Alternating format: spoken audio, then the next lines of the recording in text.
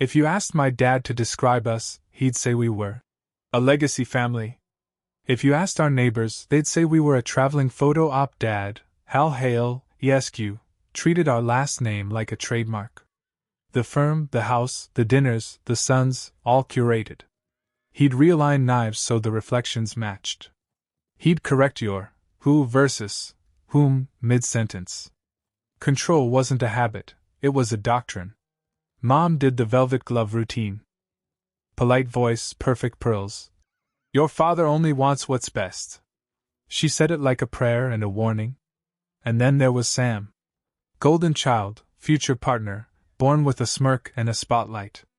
If Sam stumbled, it was a growth moment. If I delivered, it was finally. Dad liked to say, Sam is a leader, Ryan just needs direction. Translation: Sam shines, I hold the flashlight. I'm Ryan. Quiet, methodical, allergic to theatrics. Law school on a scholarship that existed because of one of Dad's community foundations, which meant he could yank it whenever. I studied late, worked part-time fixing laptops, didn't drink, didn't play the handshake Olympics. I liked results. They liked headlines. We coexisted. Then I met Jade in business law. She was sharp, effortlessly confident, the rare person who could dismantle an argument and then ask if you wanted tacos. 3 years together and, for once, I didn't feel like the spare Hale. She'd say, You don't have to be loud to be seen. And it sounded like something you could build a life on. She met my family. Sam turned the dimmer up to nuclear, chair pulling, 2 long compliments, mentoring, offers. At first I shrugged it off. Sam flirted with houseplants. But Jade started dressing up for family dinners like they were galas. She laughed at every Sam line like he was a one-man Netflix special. The air got odd. Then came the mentoring sessions at Dad's firm. Corporate strategy, Jade said. He's helping me. Sure. One Thursday, Jade texted that she was staying in to finish a report. I swung by with her favorite dumplings because that's the kind of idiot I am. Acts of service while the floorboards smoke. Her place was dim. Laptop open. A message bubble glowed.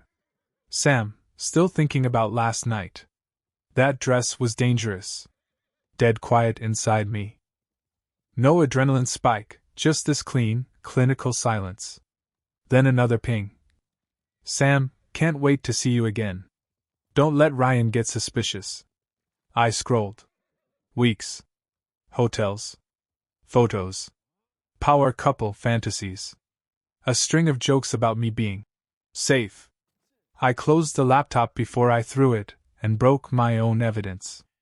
I sat on her couch and let the data arrange itself in my head. This wasn't random cheating. It was a system. Dad controlled, Mom excused, Sam took, and I smiled for the camera. Morning. I knocked on Jade's door. She opened in a robe, guilt already staging tears. Let's skip the theater, I said. I turned her laptop around to the thread. The last line, don't let Ryan get suspicious, sparkled on screen like a slap. She picked the classic script. I didn't mean for this to happen. You're too quiet sometimes. Sam is so confident. I got caught up. Right, I said. And hotels texted themselves. Happens to everyone. She reached for the laptop. I pulled it back. Relax. I already backed it up. Her eyes flashed. Shame curdled into anger. You can't hold this over me. I'm not, I said. I'm just collecting data. I walked out. At home, the tribunal was already in session. Dad behind his desk like a federal judge. Mom restacking the same stack of paper. Sam against the wall, rolling a cuff, smirk set to inevitable. Dad started. Jade is upset. I'll bet she is, I said. It's a misunderstanding. Dad continued.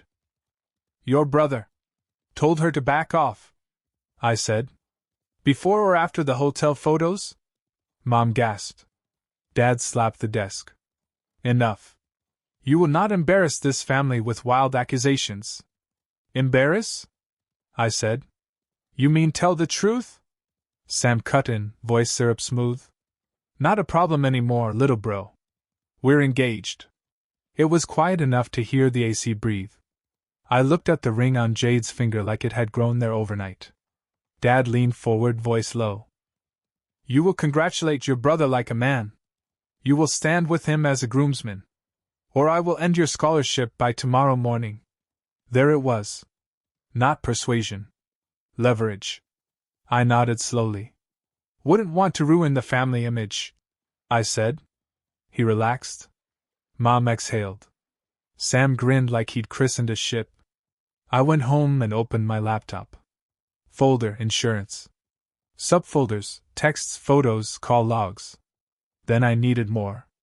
2 days later, I dropped off paperwork at the firm. Sam's office sat empty. His laptop hummed.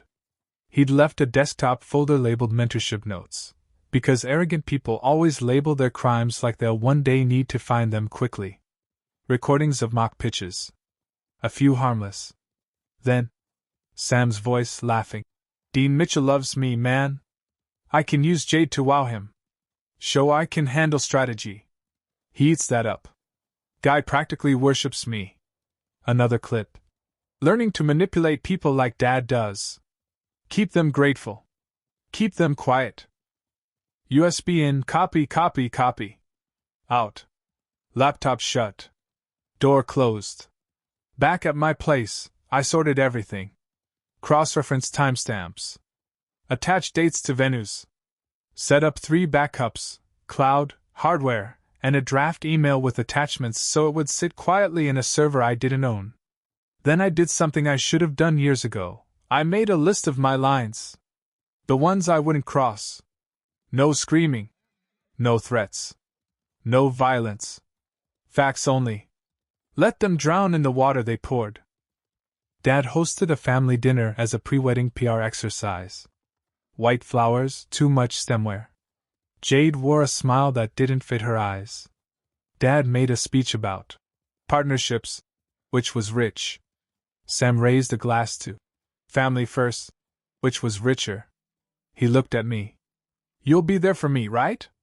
I smiled back. Oh, I said. I'll be there. The venue looked like a castle that had taken a minimalism course. 300 guests. A string quartet. Servers with sparkling water the color of diamonds. Dad held court with donors. Mom drifted like smoke. Dean Mitchell took the front row, a quiet man with a reputation for integrity so sterling it hurt to look at. Dad intercepted me in the hallway with a printed copy of my scholarship terms, tapping the paragraph about morals clauses, like it was a detonator. You will smile, he said. You will give the toast I approved. Anything else, and you are done. Crystal clear, I told him. Jade walked down the aisle on her father's arm, expression fixed to radiant. Sam watched her like he'd finally acquired the last piece of his starter empire. The officiant talked about love and loyalty, and I had to look at the ceiling so I wouldn't laugh. Then, if anyone has any reason these two should not be joined. I do, I said. Chairs creaked. Phones rose. Jade froze mid-breath. Dad stood, color draining and returning in waves. I stepped forward, phone in hand. Before the vows, I said, we should tell the truth. I read Sam's messages first, the ones about using Jade to impress Mitchell, about fast-tracking to partnership, about falsified internship materials. Gasps moved across the room like wind in wheat. I could feel Mitchell's gaze sharpen. Let me see that, Mitchell said, voice even. I walked the aisle and handed him my phone and the USB. He reviewed. The room held its breath. He looked at Dad. Did you know? Dad's mouth opened and closed like a dropped call. Mitchell addressed the guests. These documents refer to academic misconduct, falsified internship work, and the unethical use of my name. Effective immediately, Mr. Samuel Hale's placement and recommendations are suspended pending a full investigation.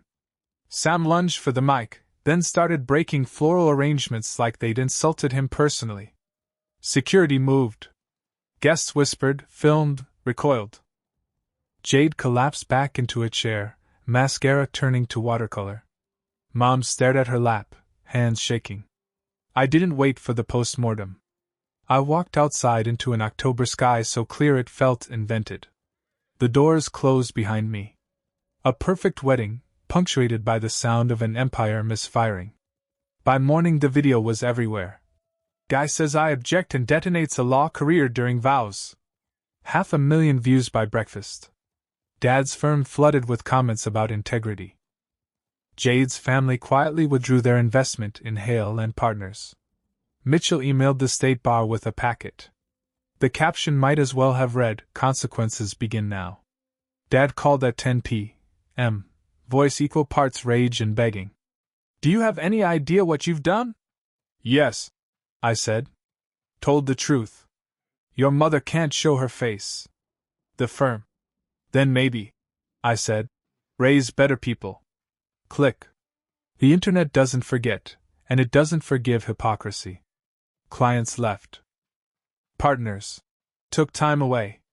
Local news ran segments. Someone found a clip of Dad lecturing at Chamber of Commerce about ethics and stitched it next to Sam's meltdown. The comments were brutal. 2 days later, Mom showed at my door, eyes cracked with sleeplessness. "You're destroying your family." "No," I said. "You all did that. I just stopped translating. Dean Mitchell respects you. If you tell him to overlook fraud," I said. "No."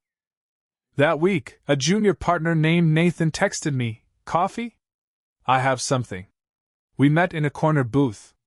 He slid over a flash drive with the nervousness of a spy who hadn't read the manual. "Your dad," he said, "sent a letter years ago to block you from Mitchell. Said you were unstable. Push Sam instead. You didn't get passed over, you were sabotaged." At home, I opened the files. Dad's letter on firm letterhead signed. "Ryan struggles with emotional regulation, not reliable under pressure." Email threads burying my applications. Internal memos shifting mentors from me to Sam with smiling lies.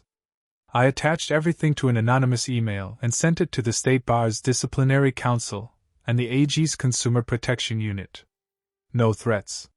No captions. Just the receipts. The hammer fell fast. The bar opened a review. Investigators found forged recommendations, phony partnership claims, and irregularities in client trust accounts. A judge froze funds. The building's gold letter logo came down, and a lease available banner went up like a punchline. Sam became a meme, the fraudulent groom. He tried getting hired by smaller firms and boutique consultancies. No one wanted a ticking PR grenade. Jade's job offer evaporated. She emailed me, "I made mistakes. Can we talk?" Then texts. I didn't respond. The lights were off. Apologies don't count when the audience leaves. Mitchell called. "We misjudged you," he said. "Full scholarship. Research assistantship. No strings." I accepted. The irony tasted like freedom. Months passed. Peace settled. I walked past the old firm one afternoon, covered windows reflecting a new sky. No pangs. Just a quiet, clean goodbye. Part 6, Aftershocks, a choice, and the quiet win. 3 years later, Sam tried one more performance. An email blast with fake screenshots accused me of file theft and sabotage. A few low-rent legal blogs nibbled. I traced the metadata in an hour. The files were created on his machine, the headers matched his IP. We sent a packet to our firm's counsel on Monday, and by Wednesday a statement cleared me with receipts. The follow-up headline dragged Sam again. His lawyer floated. "Mutual confidentiality." We declined. He settled, apologized publicly, owed costs. No fireworks, just paperwork. Dean read the statement, then looked at me with this small, proud half-smile. "You handled that like a surgeon," he said. "Calm, precise. It's easier once you stop trying to be loved," I said. Life went normal, the good kind. Cases. Gym. Sleep. The city outside my windows like a warm, steady engine. My last name on my door, but not as a weapon. 8 years after the wedding, an email hit my inbox, urgent regarding Samuel Hale. Hospital in Florida. Kidney failure. Uninsured. Next of kin listed, me. Attached intake form in Sam's jittery handwriting. I verified. He was living with our grandmother. Wife gone. A 6-year-old son named Evan. 2 days later, an email from Sam himself. I don't deserve your help, but my son does. I thought about it for a long time. About Dad's letter. About Sam's smirk. About the way Mom used family, like duct tape. I thought about that aisle and the way my voice didn't shake. I replied, I'll pay for treatment under one condition. You sign a full confession, smears, forgeries, harassment, and agree to no further contact. 3 days later, he sent it, typed, signed, timestamped. No excuses. I wired funds to a trust for Evan's medical needs with disbursements direct to providers. No gatekeeping by Sam. No martyrdom on my part. Just logistics. Weeks went by. Then an email from Evan. H06, Hi Mr. Hale. Dad says you helped. He says you're the smartest person he's ever known. Thank you? I sat with that for a while. People have called me cold. Maybe. But I learned something in the ruins of a very shiny house. Calm isn't weakness. Quiet isn't submission. Truth doesn't need a megaphone when you bring paperwork. They built a family brand on control, image, and lies. I ended it with timestamps and a microphone at the wrong wedding. And then I went home, locked my door, watered my plant, and slept. Because sometimes the loudest revenge is a life so quiet they can't hear you anymore.